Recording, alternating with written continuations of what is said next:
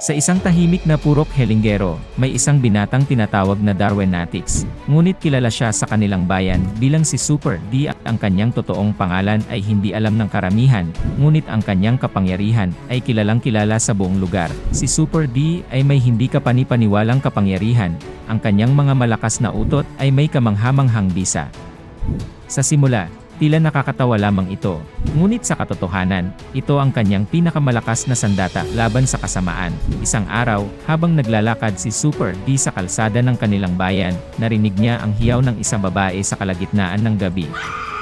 Pagdating niya sa pinanggalingan ng ingay, nakita ni Super D ang isang lalaking lasing na nagtangkang manakit ng babae. Walang pag-aatubiling kumilos si Super D, kahit na ang kanyang kapangyarihan ay tila kakaiba. Alam niya na kailangan niyang gamitin ito upang protektahan ang mga inosenteng tao. Kaya't walang pag-aatubiling pumuesto si Super D sa harap ng lalaking lasing at inilabas ang kanyang nakabibingi at nakakamatay na utot. Sa isang iglap, ang kapangyarihan ng kanyang utot ay naramdaman sa hangin.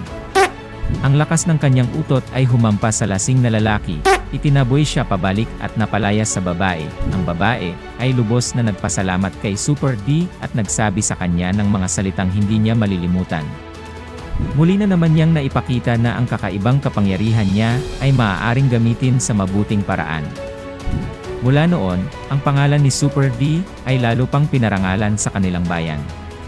Siya ay hindi lamang isang superhero sa kanilang mga mata, ngunit isang simbolo ng pag-asa at katapangan sa harap ng anumang panganib.